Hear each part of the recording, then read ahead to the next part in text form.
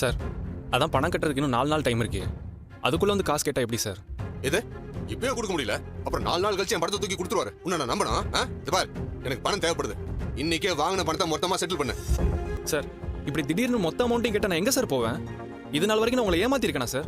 மாசம் மாசம் வட்டி பணத்தை கரெக்டாக தானே கொடுத்துட்டு இருக்கேன். இந்த மாசம் கொடுத்துருவேன் சார். இப்படி மொத்த பணத்தையும் கேட்டா என்ன சார் அர்த்தம்? அதுதானே, இவங்கெல்லாம் பணத்தை ஒழுங்கா கட்டுறவங்கள தான் மிரட்டி பார்ப்பாங்க. ஏமாத்துறவனை பார்த்தா தூக்கி கொடுத்துட்டு பின்னாடியே அலைவாங்க. அப்படியெல்லாம் உங்க பணத்தை தூக்கிட்டு ஓடிட மாட்டோம், நம்புங்க. சும்மா இருமா. நம்பர் கதை எல்லாம் வேண்டாம். எனக்கு அவசரமா பணம் தேவைப்படுது. எனக்கு எப்பமா பணம் கிடைக்கும்? அதுக்கு பதில் சொல்லுங்க சார். எனக்கு ஒரு வாரம் டைம் கொடுங்க சார். உங்க பணத்தை நான் எப்படியாவது ரெடி பண்ணிடுறேன். யோ, என்ன விளையாடுறியா? இது பாரு, நீ என்ன பண்ணியோ ஏது பண்ணியோ தெரியாது. இன்னைக்கு என் பணத்தை எடுத்து வைக்கிறேன். நான் வாங்காம போறதா இல்ல. தீபக், என்ன நடக்குதுங்க?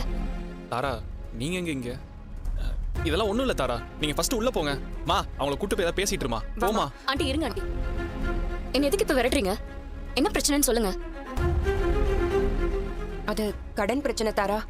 திடீர்னு வந்து மொத்த பணத்தையும் கொடுக்க சொல்லி பிரச்சனை பண்ணிட்டு இருக்காரு. ஹலோ, உங்களுக்கு எவ்வளவு தரணும்? தாரா அதெல்லாம் ஒண்ணும் வேணாம், நீங்க உள்ள போங்க, நான் பேசிக்கிறேன். தீபக், என்ன பேசுறீங்க? வீடு தேடி வந்து சத்தம் போட்டுட்டு இருக்காங்க. எப்படி பார்த்து சும்மா இருக்க சொல்றீங்க? உங்க இடத்துல நான் இருந்து என் இடத்துல நீங்க இருந்திருந்தா இப்படிதான் வேடிக்கை பார்த்துட்டு இருந்திருப்பீங்களா? மாட்டீங்கல்ல. அப்புறம் என்ன? நீங்க இருங்க. சார், அவங்க எவ்வளவு தரணும்? 1,75,000. இருங்க, நான் போய் செக் எடுத்துட்டு தாரா வரேன். இது ஏன் பிரச்சனை, நான் பாத்துக்கிறேன், நீங்க இருங்க. முதல்ல இவங்க இருந்து அனுப்பிட்டு அப்புறமா நம்ம பேசலாம். ஓகே, கொஞ்சம் பொறுமையா இருங்க. நான் போய் எடுத்துட்டு வரேன். மேடம் மேடம், செக் எல்லாம் வேண்டாம். இந்த ஐடிலாம் அலைய முடியாது. கேஷா கொடுத்துருங்க. அப்படின்னா நீங்க என் கம்பெனிக்கு வாங்க, நான் செட்டில் பண்றேன். ஒரு நிமிஷம். என்னடா? இந்தாங்க, நாளைக்கு வந்து என்ன ஆஃபீஸ்ல மீட் பண்ணுங்க. மேடம் சொல்றாங்கன்னு போறேன். Thank you madam. வாங்க உள்ள போலாம். வாங்க. உட்காருங்க தாரா. இருக்கட்டும். பாத்தியா தாரா என் பிள்ளையோட நிலைமைய? ஷோ மா, எதுக்குமா அழுதுகிட்டு இருக்க? நம்மளால வட்டி பணத்தை கட்ட முடியாமல இல்லம்மா. அவர் ஏதோ பிரச்சனை பண்ணணும்னே பேசிட்டு போயிருக்காரு. மா எல்லாத்தையும் நான் பாத்துக்கிறேம்மா, நீ அழாத. அவங்க வலி, அவங்க வேதனை, அது எப்படி வெளில காட்டுறதுன்னு தெரியல. அதான் அழறாங்க. விடுங்க தீபக். ஓகே தாரா. மா வந்தவங்களுக்கு முதல்ல என்ன வேணும்னு கேளுமா. நான் ஒருத்தி உன்கிட்ட புலம்பிட்டு இருக்கேன். என்ன சாப்பிடுற தாரா? காஃபியா டீயா? இல்ல, அதெல்லாம் எதுவும் வேண்டாம் ஆண்டி. நான் உங்களை பார்த்து ஒரு விஷயம் சொல்லிட்டு போலான்னு தான் வந்தேன். என்னம்மா, ஏன் ஒரு மாதிரியா இருக்க? ஆண்டி, திடீர்னு என் கம்பெனிக்கு ஒரு பொண்ணு வந்து எல்லாரும் முன்னாடியும் என்னை ரொம்ப அசிங்கப்படுத்திட்டு போயிட்டா. யார் தாரா அது உன்கிட்ட வந்து பிரச்சனை பண்ணுது? பேரு ரேவதின்னு சொன்னா. ரேவதியா? ரேவதியா? ஆமா ஆண்டி, அவ காவியாவோட ஃப்ரெண்டு.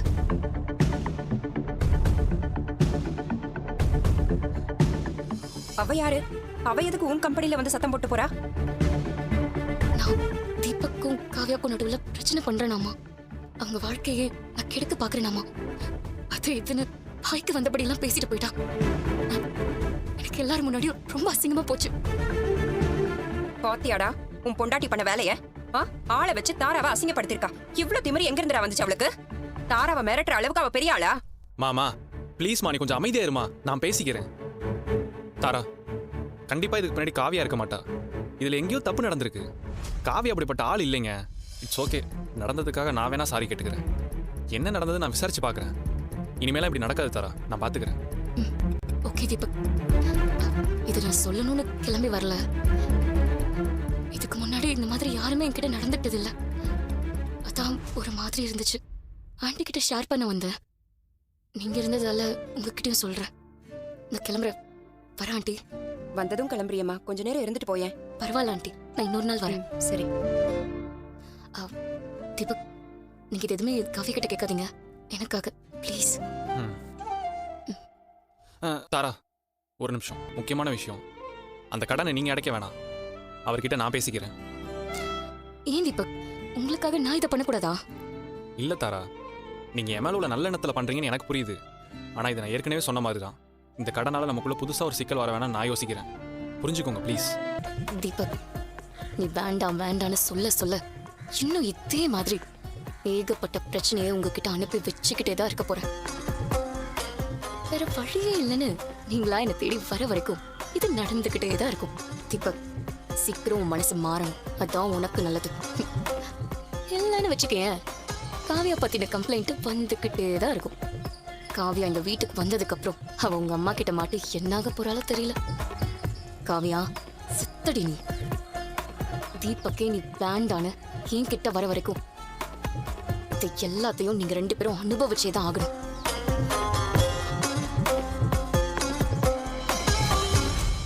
ஏய் நில்லுடி. உன் மனசுல என்ன நினைச்சிட்டு இருக்க? நீ என்ன பெரிய ரவுடியா? நான் இப்ப என்ன பண்ண? எதுக்கு இப்படி பேசுறீங்க? என்ன பண்ணியா? எவ்வளவு தைரியம் இருந்தா தாரா ஆபீஸ்க்கு ஆள் அனுப்பி மிரட்டி இருப்ப. நானா? என்ன நானா? நீ தாண்டி ரேவதி அனுப்பி தாராவை வாய்க்கு வந்ததை பேச வச்சிருக்க. தாரா வந்து இங்க எல்லாத்தையும் சொல்லிட்டு தான் போனா. இங்க பாருங்க, நீங்க என்ன பேசுறீங்கன்னு எனக்கு புரியல. ரேவதி அப்படி பண்ற ஆளே இல்ல. நீங்க ஏதோ தப்பா புரிஞ்சுகிட்டு பேசுறீங்க. நீ ஆள் அனுப்பாம தாரா வந்து எதுக்கு இங்க சொல்லிட்டு போறா? இந்த நடிக்கிற வேலையெல்லாம் வேற எங்கயாவது வச்சுக்கோ. மா நீ எதை பத்தி பேசுறேனே அவளுக்கு புரியல. அப்படி இருக்கிறப்ப அவ எப்படிமா ஆள் அனுப்பியிருப்பா? நான் தான் பேசிக்கிறேன்னு சொன்னேன்ல. நீ எதுக்கு தேவையில்லாம சண்டை போட்டுட்டு இருக்க? ஏண்டா ஏன் கேட்க கூடாது? இவளுக்கு பேசுறதுக்கு ரேவதின்னு ஒருத்தி இருக்கும்போது தாராவுக்காக நான் இருக்க கூடாதா? நான் ரேவதியை எங்கேயும் அனுப்பவே இல்ல. எனக்கு எதுவும் தெரியாது. எனக்கு தெரியும் காவியா. நீ ரூமுக்கு போ, நான் பேசிக்கிறேன். சும்மா எதையாவது நொய்யின்னு கேட்டுக்கிட்டே இருக்காதம்மா. நீ போ காவியா, போ. டேய், நீ அவளை கேள்வி கேட்பேன்னு பார்த்தா நீ என்னடா என்ன அடக்கிட்டு இருக்க? அப்படி என்னடா அவளை கண்டா அவ்வளவு நடுங்குற? என்னடா அவ முந்தானக்குள்ளேயே குடுத்தன பண்ண ஆரம்பிச்சிட்ட போல இருக்கு. எப்படி மாறிட்டடா நீ? மா நிறுத்துமா. காவியா என்ன பண்ணுவா பண்ண மாட்டான்னு எனக்கு தெரியும். இப்ப என்ன அந்த ரேவதியை காவியா அனுப்பினாலான்னு உனக்கு தெரிஞ்சுக்கணும். என்ன நடந்து நான் அவகிட்ட கேட்டு சொல்றேன். நீ தேவையில்லாமலாம் வார்த்தையை விடாத. நான் கேட்கறேன்னு தப்பா எடுத்துக்காத. அம்மா உங்ககிட்ட சண்டை போட்ட மாதிரி கண்டிப்பா நீ போய் சண்டை போடணும் ரேவதி கிட்ட நீ சொல்லிருக்க மாட்ட. அது எனக்கு நல்லா தெரியுது. இருந்தாலும் ஆனா நீ தாராவை பத்தி எதுவும் சொல்லாம ரேவதி போய் சண்டை போட்டுருக்க மாட்டால, அதான் கேக்குறேன். நீ எதுவும் சொன்னியா? இங்க பாரு காவியா, நீ தாராவை பத்தி தப்பா சொன்ன நான் சொல்ல வரல. நீ ஏதோ யதார்த்தமா சொல்ல போய் அதை வந்து ரேவதி தப்பா புரிஞ்சுட்டு போய் சண்டை போட்டுருக்கலாம்ல, அதனாலதான் கேக்குறேன். அது என்னதான் இந்நேரத்துக்கு உங்களுக்கே தெரிஞ்சிருக்குமே. அப்புறம் தெரியாத மாதிரி எதுக்கு என்ன கேக்குறீங்க? காவியா, நிஜமாவே தாரா உன்கிட்ட என்ன சொன்னாங்கன்னு எனக்கு தெரியாது. ப்ளீஸ் சொல்ல. அவங்க நீங்க என்ன கல்யாணம் பண்ணதுனால நீங்க உங்க லைஃப் எல்லாத்தையும் இழந்துட்டீங்கன்னு சொன்னாங்க. உங்க கெரியர், உங்க சந்தோஷம் எல்லாமே என்னால வீணா போச்சுன்னு சொன்னாங்க. எனக்கு ஏற்கனவே இருக்கிற பிரச்சனை போதாதுன்னு போற வர எல்லாரும் என்ன ஏதாவது சொல்லிட்டே இருக்கணும்ல. அதுக்காக தானே இதெல்லாம் பண்றீங்க. ஓ, அப்ப அன்னைக்கு ஃபர்ஸ்ட் நைட்ல நீ கோவப்பட்டு பூவெல்லாம் பிச்சு போட்டியே, அதுக்கு காரணம் தாரா தானா? தாரா சொன்னதே சீரியஸா எடுத்துட்டு அப்படிலாம் பண்ண? என்ன காவியா, அன்னைக்கு நீ இந்த விஷயத்தை என்கிட்ட சொல்லியிருந்தீனா நான் உனக்கு பேசி புரிய வச்சிருப்பேன்ல. இங்க பாரு, நீ நினைக்கிற மாதிரி ஆள்லாம் தாரா கிடையாது. அவங்க என் மேல ரொம்ப அக்கறையா இருக்கிற ஆளு. அந்த அக்கறையில எனக்கு நல்லதா ஏதாவது சொல்லியிருப்பாங்க. அது உன்னை பத்தி தப்பா சொல்றதா உனக்கு தோணி இருக்கு. நீ அதெல்லாம் பெருசா எடுத்துக்காத காவியா. இனிமே தாரா வந்து உங்ககிட்ட என்ன சொன்னாலும் நீ அதை பத்தி டென்ஷன் ஆகாத காவியா. அவங்க எனக்கும் நம்ம ஃபேமிலிக்கும் நல்லதை பத்தி தான் யோசிப்பாங்க. ஆனா காவியா, என்னதான் இருந்தாலும் ரேவதி இந்த விஷயத்துல பண்ணது தப்பு தான். அவ அப்படிலாம் போய் தாரா கிட்ட பிரச்சனை பண்ணிருக்க கூடாது. சரிங்க தீபக், தாரா உங்க மேல இருக்கிற அக்கறையில என்ன வேணாலும் சொல்லலாம். ஆனா என் மேல இருக்கிற அக்கறையில ரேவதி தாரா கிட்ட எதுவும் கேட்க கூடாது, அப்படிதானே? இனிமே அவ யார்கிட்டயும் எந்த பிரச்சனையும் பண்ண மாட்டா. போதுமா? இந்த பிரச்சனையை இதோட விட்டுடுங்க. காவியா, இப்ப எதுக்கு நீ இவ்வளவு கோவப்படுற? நான் என்ன சொல்ல வரேன்னு கொஞ்சம் புரிஞ்சுக்கேன். தாரா இல்ல, வேற யாரும் உன்கிட்ட வந்து உன்னை பத்தி என்ன சொன்னாலும் என்கிட்ட வந்து சொல்லு. நான் அதை வேற மாதிரி பேசி டீல் பண்ணிப்பேன்.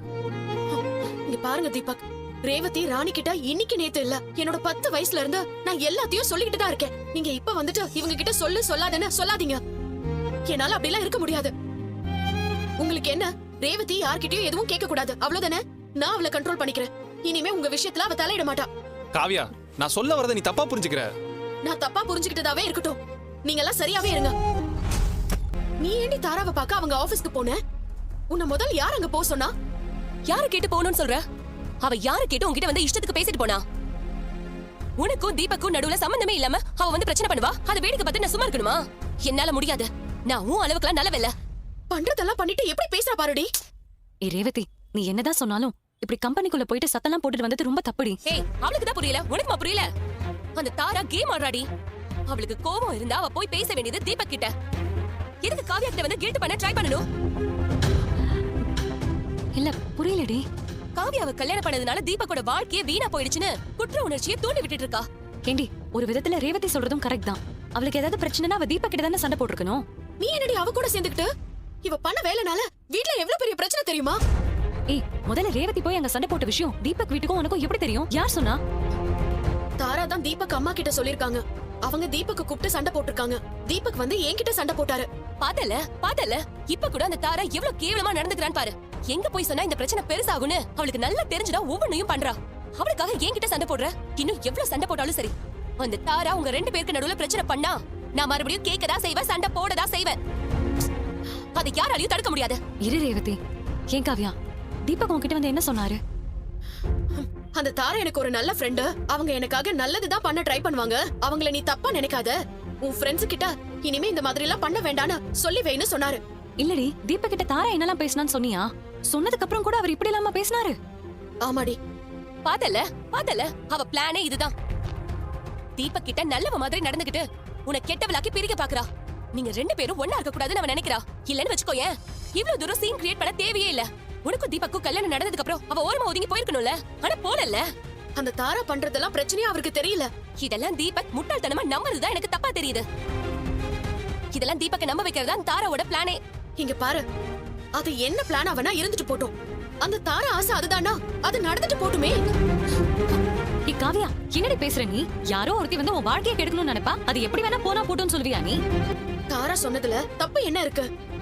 தீபக் வாழ்க்கையில நான் இருக்கிறதுனால அவருக்கு என்ன நல்லது நடந்துற போது? அந்த தாரா எல்லா விதத்திலயும் பொருத்தமா இருக்காங்கன்னு தான் எல்லாரும் சொல்றாங்கல்ல. என்னால அவர் வாழ்க்கை வீணாகிறத விட தாராவோட சேர்ந்து அவர் வாழ்க்கை நல்லா இருந்துட்டு போட்டுமே. ஏய், காவ்யா, காவ்யா, காவ்யா, காவ்யா, காவ்யா, காவ்யா, ஏய், காவ்யா, என்னாச்சு? தம்பி, சொல்லுங்க. அந்த போட்டோல என் சட்டை கொஞ்சம் கசங்கின மாதிரி இருந்துச்சு. அந்த ஏஇ இருக்குமாமே, அதை வச்சு கொஞ்சம் அயன் பண்ணிடுறியா? அதெல்லாம் பண்ணிடுவான் சார் அவன். ஆ, என்ன சார் இது? 10,000 தான் இருக்குது, 20,000 பேசியிருந்தோம். தம்பி, பாப்பா தான் ஒரு பக்கம் காது குத்த விடாம பாதியில ஃபங்க்ஷன் இருந்துடுச்சேப்பா. அதுக்கு பாதி அமௌண்ட் தான் கொடுப்பீங்களா? வேற என்னப்பா பண்ண சொல்ற? ஏங்க, ஊரு குலதெய்வம் கோயிலு காடுன்னு எங்களை வெயில சுத்த வச்சுட்டு நாங்க நொந்து நூலாய் உங்களுக்கு கஷ்டப்பட்டு போட்டோ வீடியோ எடுத்து கொடுத்தா நீங்க என்ன இப்படி பண்றீங்க? காது குத்துற ஃபங்க்ஷன் கூட்டிட்டு போய் கறி கஞ்சி கூட ஊத்தல குரு. இங்க பாருங்க, ஒழுங்கா காசை கொடுத்துருங்க. இல்லனா இல்லனாவா? சார், உங்களுக்கு இவனை பத்தி தெரியாது. கோவம் வந்தா காது கடிச்சு விட்டுருவான். ஐயோ தம்பி, என்னதான் காது குத்துற ஃபங்க்ஷனாவே இருந்தாலும் அதுவே ஒழுங்கா நடக்கலன்ற போது எப்படிப்பா பேசின காசை கொடுக்க முடியும்? வேணும்னா 2000 சேர்த்து தரனே. ஏங்க, ஃபங்க்ஷன் பாதியில நின்னு இருந்தாலும் நீங்க மொய் காசை முழுசா தானங்க வாங்குனீங்க. குட்டி புலி, இந்த ஆள் மோசம்டா. போற வரவங்க கிட்ட வட்டி காசை வாங்குற மாதிரி மொய் காசை வாங்கிட்டு இருந்தாரு. யோ, ஒழுங்கா சொன்ன பணத்தை கொடுத்துரு. இல்லனா ஒரு பக்கம் உன் காது இருக்காது. என்னப்பா இப்படி மிரட்டுறாரு? தம்பி, பாப்பாக்கு முடி வளர்ற வரைக்கும் கொஞ்சம் பொறுமையா இருங்க. அடுத்து ஒரு மொட்டையை போட்டு காது குத்துவோம். அதுக்கும் நீங்களே வந்து போட்டோ எடுத்து கொடுத்துருங்க, அப்புறம் பாத்துக்கலாம். குரு, இவன் இதே வேலையா தெரியறான் போல. இவனை சும்மா விடக்கூடாது குரு. இருப்பா, ஏன் இப்படி கோவப்படுற? நான் மேல 2000 ரூபாய் போட்டு 14,000 கொடுத்துறேன். வாங்கிட்டு முடிச்சு கொடுப்பா. டேய் குட்டி புலி, தாழ்த்த வேலைக்கு ஆகாது. வந்த வரைக்கும் லாபம். குடியா அப்படியே. இதை வேற எண்ணிக்கிட்டு அப்படியே திரும்பி பார்க்காம ஓடிறியா? தம்பி, அந்த ஆல்பம் கொஞ்சம். யோ, அதெல்லாம் இன்னும் ரெடி ஆகல. ஆல்பம் ரெடி ஆனா நானே சொல்றேன், அப்ப வந்து வாங்கிக்க. இப்ப போ. தம்பி, அந்த ஏஇல அயன் பண்ண இவனை சொல்லுங்க. காது கடிக்காம விட மாட்டேங்குது. விட்றா போயிட்டான்டா. இவன் குடுக்குற 4000 ரூபாய்க்கு வாஷிங் மிஷின்ல துவைச்சு அயன் பண்ணி கொடுக்கணும். இவர் சட்டை வேற. என்னத்த சொல்ல, நமக்குன்னு இப்படி தாண்டா வந்து வாக்கிறாங்க. ஹலோ தீபக். சொல்லுங்க ராணி. காவ்யா மயக்கம் போட்டு விழுந்துட்டா. நீங்க உடனே பாட்டி கடை பக்கத்துல இருக்கிற ஹாஸ்பிடலுக்கு வாங்க. என்ன சொல்றீங்க? ஆமா தீபக். எப்போ? இப்பதான் கொஞ்சம் சரி நான் வந்துறேன், நீங்க போனை வைங்க. குரு என்னாச்சு? டேய், நான் வந்து சொல்றேன், நீ ஸ்டுடியோ பாத்துக்கடா. டாக்டர், காவ்யாக்கு என்னாச்சு? இவங்க உங்களுக்கு யாரு? எங்க ஃப்ரெண்ட் டாக்டர். உங்க ஃப்ரெண்ட் டயட்ல ஏதாவது இருக்காங்களா? புரியல டாக்டர். டயட்டுங்கிற பேர்ல சரியா சாப்பிடாம ஏதாவது இருக்காங்களா? அப்படிலாம் எதுவும் இல்ல டாக்டர். அப்படி எதுவும் இல்லனா இவங்க பிபி ஏன் இவ்ளோ லோவா இருக்கணும்? அனிமிக்கா வேற இருக்காங்களே. ரொம்ப வீக்கா இருக்காங்க, பார்த்தாலே தெரியலையா? டாக்டர், எங்களுக்கு இந்த டயட்லாம் என்னன்னு கூட தெரியாது. அப்போ 2 காரணம் தான். ஒண்ணு வேலைக்கு சாப்பிடாம இருக்கிறது, இல்ல வேற ஏதோ டென்ஷன்ல சாப்பிட பிடிக்காம இருக்கிறது. ஒரு நாள் சாப்பிடாம இருக்கிறதுனால இப்படி எல்லாம் மயக்கம் வராது.